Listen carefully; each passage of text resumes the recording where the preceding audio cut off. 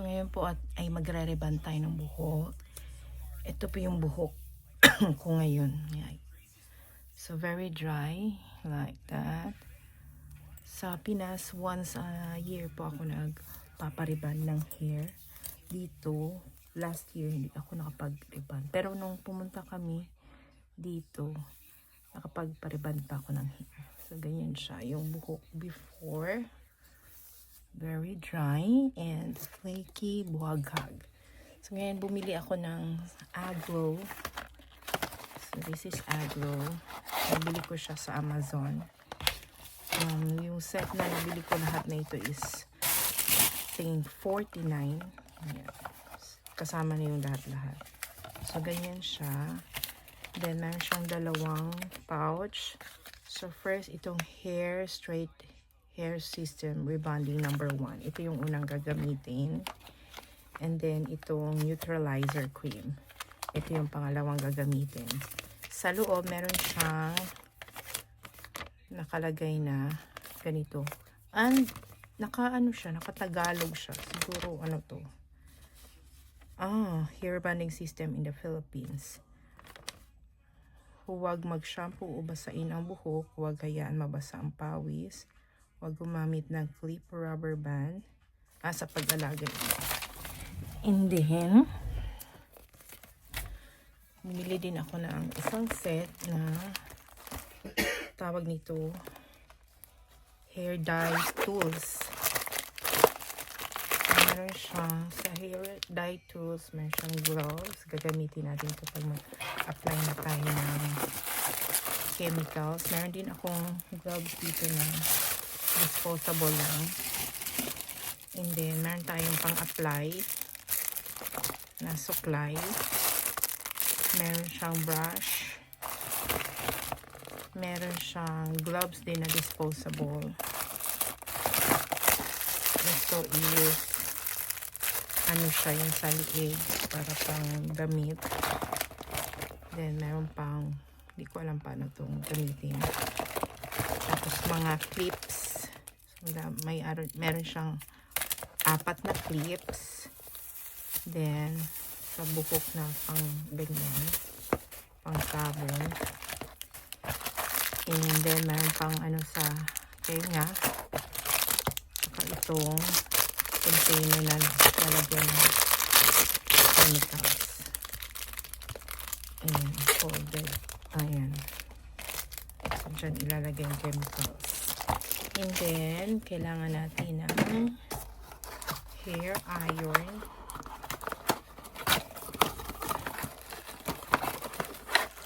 Sa Revlon, sa Amazon pa din ito. Hindi ko pa ito nagagamit. So, meron siyang high and low na para sa temperature. And gagamit din tayo ng blow dry. Hair blow. Hair blower. Matagal na ito dito. Ito yung ginagamit ko. Ito yung din ang na-identify ko na reason bakit talagang dry yung hair ko. Kasi hindi tayo nakakalabas na basa yung buhok. Kailangan nag-blow dry. So, ang unang gagawin natin ay sashampuhan natin yung ating buhok without conditioner para matagal yung mga oil.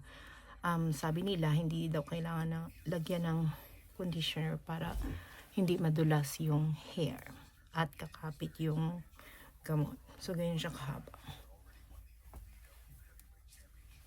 So, first time kong gumamit ito at sa ko lang nakita sa mga video din na mga do-it-your-own hair rebonding. So, shampoohan na natin yung ating buhok. So, tapos na ako nag-shampoo ng hair. Let's blow dry. Dapat tuyong-tuyo na yung ating hair.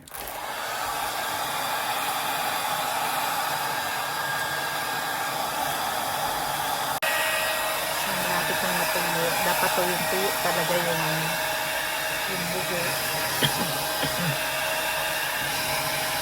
Tingnan nyo kahit bagong ligo. Ganyan siya ka-tikwas.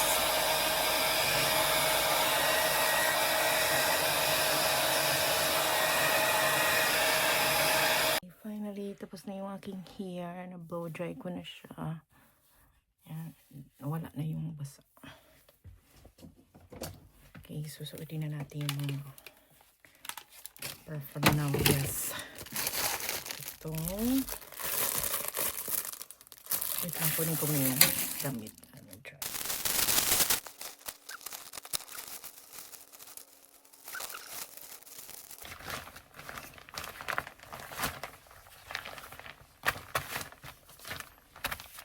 Okay. And then, ito natin ang i-partition natin yung hair natin. Using clips para hindi siya magsama-sama.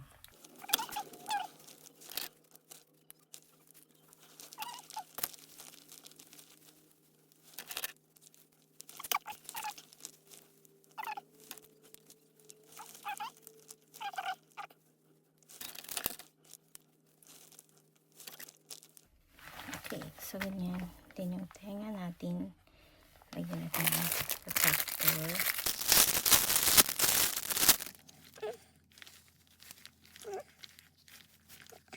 Ganyan protector sa tenga.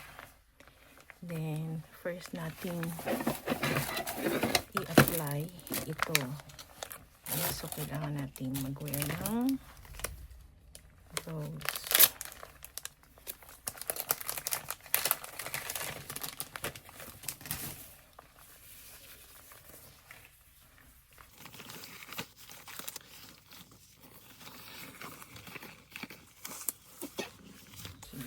Ito yung aking gloves. So, and then, itong unang i-apply, gupitin natin siya.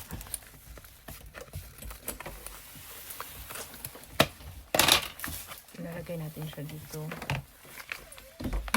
Baho. Amoy talaga siya yung sa salon.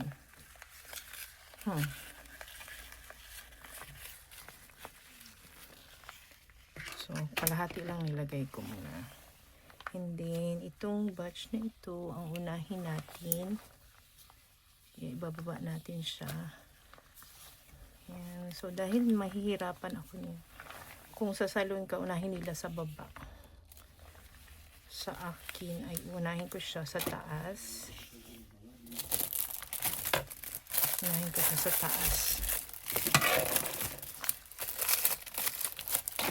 Gamit itong supply na ito. So, meron siyang brush na ganyan. So, dahan-dahan natin siya kasi chemicals to. Ipitsan lang natin. Tapos, wag natin siyang i-ano doon sa tip, mga 1 inch. Dapat hindi siya maano sa balat. At iwas mata. Dahan-dahan lang talaga.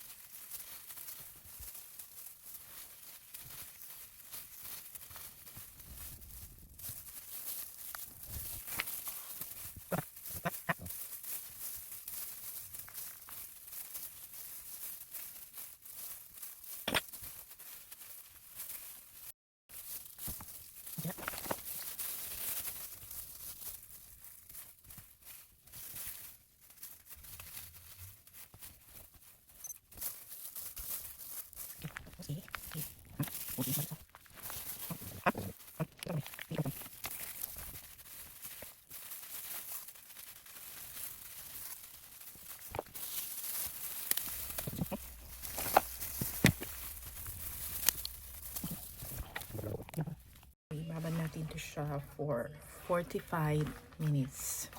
After 45 minutes, nabanlawan ko na po yung aking hair. So, nadampa pa yan. Dampa siya. So, yan. Nabantawan ng maayos. Ako lang isang nagbanlaw.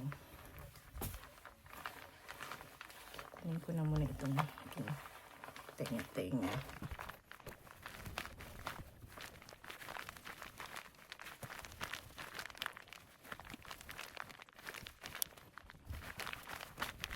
Okay, ngayon ay i-blow dry natin yung ating hair.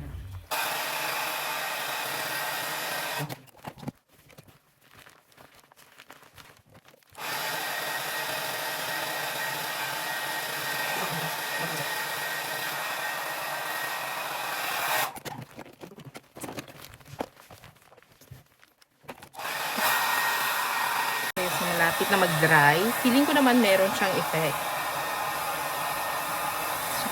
Kaya lang, hindi lang talaga yung perfect na pagka-rebond dahil nga nahirapan akong mag-ano ng buhok, mag-apply ng rebonding cream. Buti na lang nandyan si Eman. Tinapos niya yun sa likod.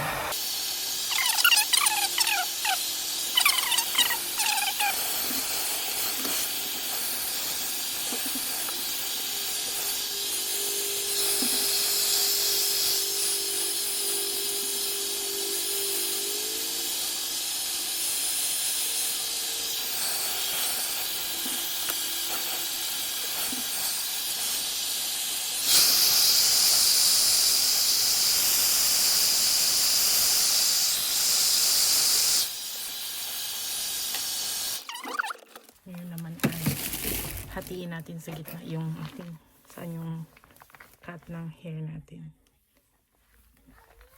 Gitna lang talaga yun. Feeling ko naman hindi naman nasunog yung anit ko. Ito na yung pinaka madugo na magpa-plancha. So paplansyahin natin para kumapit yung yung chemicals.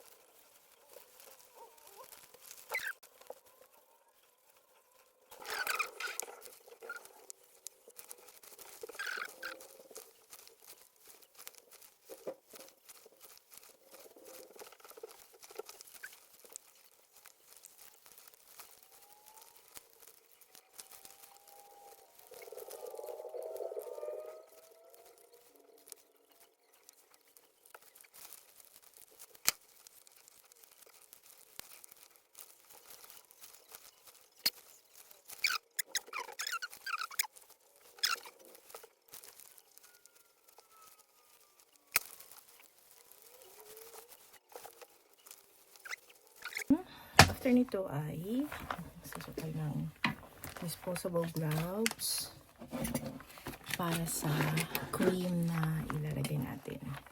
So, ito yung number 2. This is Hair Rebonding System Neutralizer Cream. So, ito hindi na masyadong yung makuti na paglagay.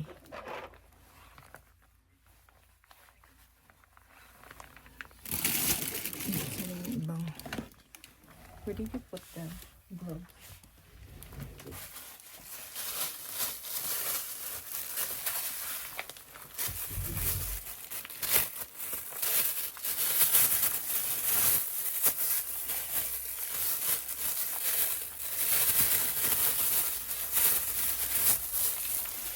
Automatic na sabitin natin yung Adelaide number 2.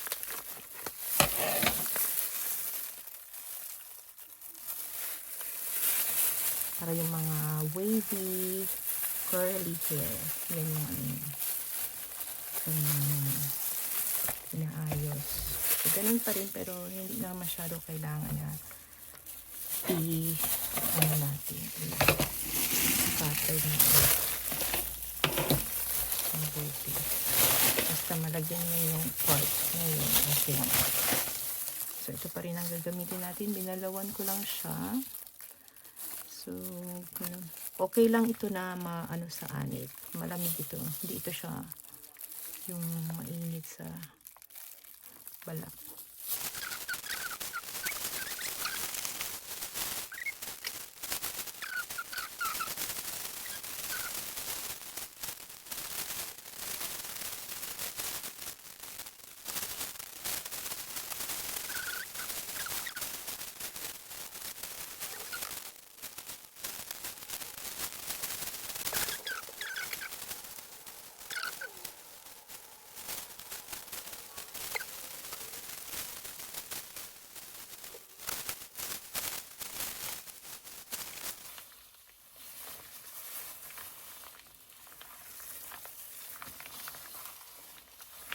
Okay, iwan lang natin yan dyan for 20 minutes.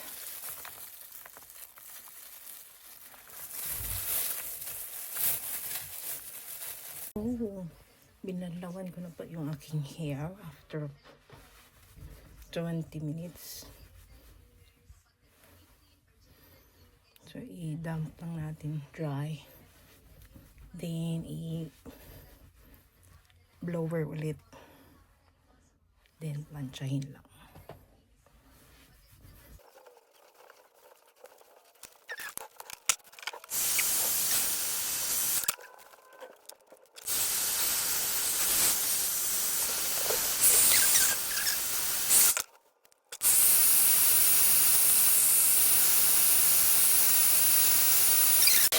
Pinalisan ko yung blower ko kasi nag-amoy sunog. Yung isa. Buti na lang meron ko akong isang blower.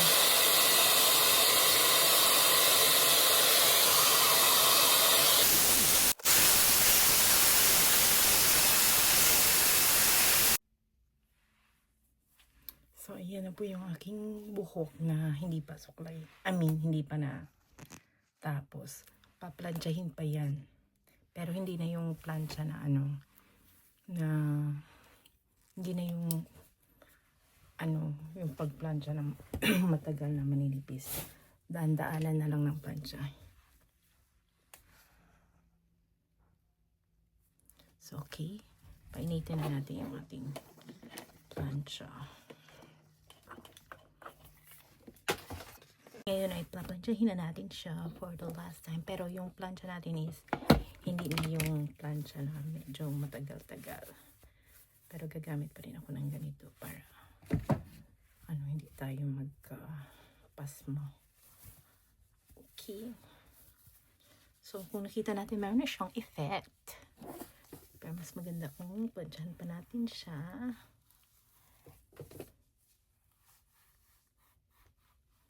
Kasi may gamot pa yan eh. Then, hindi ko muna siya liliguan for 3 days. 2 days lang.